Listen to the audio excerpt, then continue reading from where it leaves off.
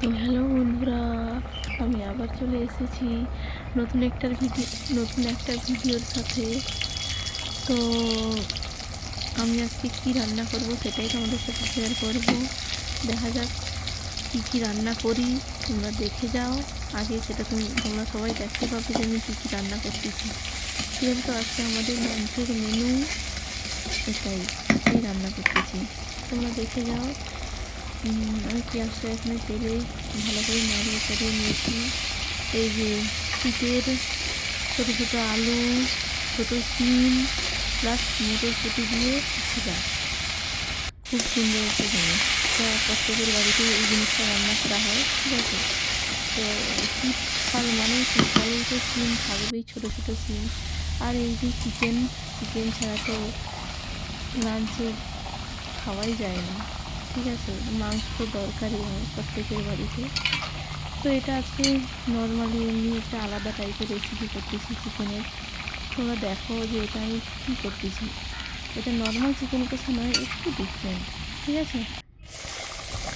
এদিকে এটা ভাজা প্রায় হয়ে চলে এসছে, একটু লাল লাল করে ভেজে নিচ্ছি। এই দেখতে পাচ্ছ হয়ে গেছে ভাজা বন্ধুরা, এটা খুব সুন্দর ভাজা হয়ে গেছে, দেখো একটু পুড়ে পুড়ে গেছে, ভালো হয়ে গেছে।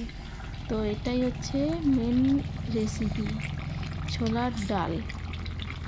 প্রত্যেকেই তো ঘরে ছোলার ডাল দিয়ে গরুর গোশ হয়, কিন্তু এই যে চিকেন আবার ছোলার ডাল দিয়ে, এটা একটা আলাদা টাইপের। আমি জানি না তোমাদের বাড়িতে হয় রান্না কি, তোমরা কোনোদিন খেয়েছো। তো এটা তো আমাদের বাড়িতে খুবই একটা প্রিয় জিনিস, সবসময় রান্না হয় ছোলার ডাল দিয়ে চিকেন। এটা খুব অসাধারণ লাগে সত্যি বলতে। এটা মানে গরুর মাংস থেকেও চিকেনের সাথে ছোলার ডালটা আরও সুন্দর লাগে, ঠিক আছে। তো আরেকটা হচ্ছে আমাদের বাড়িতে আজকে রান্না, দেখো এটা কি বলো তো, এটা চিংড়ি শুকা, ছোটো চিংড়ি শুকা। শীতকালে মানেই চিংড়ি শুকা, আরও সামুদ্রিক মাছ, নানান রকমের শুকা প্রত্যেকের বাড়িতে থাকে। আমরা বাঙালি মানে আমাদেরকে শুকা ছাড়া ভাতই যায় না, ঠিক আছে। তো ওই শুকা দিয়েই আজকে কিছু একটা রান্না হবে। দেখা যাক শুকাটা আমি কেমনভাবে রান্না করি।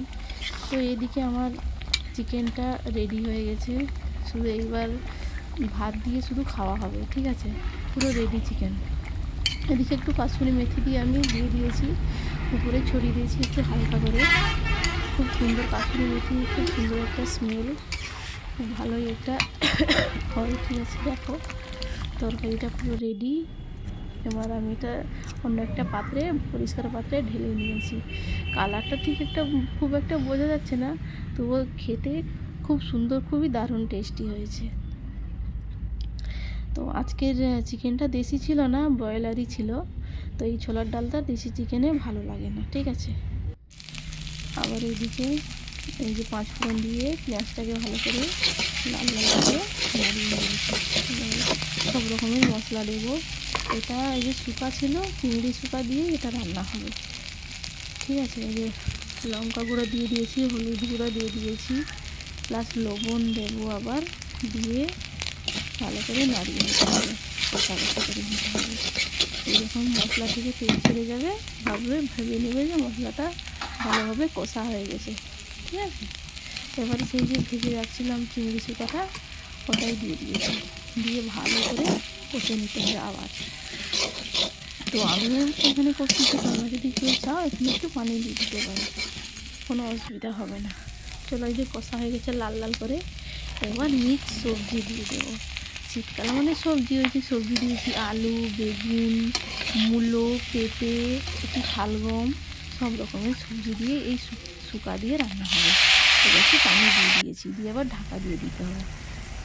তারপরে এই দেখো জিরা বাটা রান্না হয়ে গেছে। একটু ক্যামেরা করতে পারিনি, মানে এতগুলো জিনিস রান্না করতেছি তো আমি ভুলে গেছিলাম একটু ভিডিওটা করতে। তো ডাইরেক্ট এখানে হয়ে গেছে, আমি মশলা দিয়ে দিয়েছি, দিয়ে পানি দিয়ে দিয়েছি, কিন্তু এই ফুটে যাচ্ছে প্রায় শেষের পথে, দেখতে পাচ্ছ। আর এখানে প্রচুর পরিমাণে মানে জ্বালানি দিয়ে প্রচুর আগুন লেগে গেছে, আর প্রচুর ধোঁয়া হচ্ছে আর কি। আমি ঠিক সব তরকারির নিচে লেগে গেছে, পুড়ে গেছে। আর ওদিকে ভাত হচ্ছে, ভাত তো থাকবেই।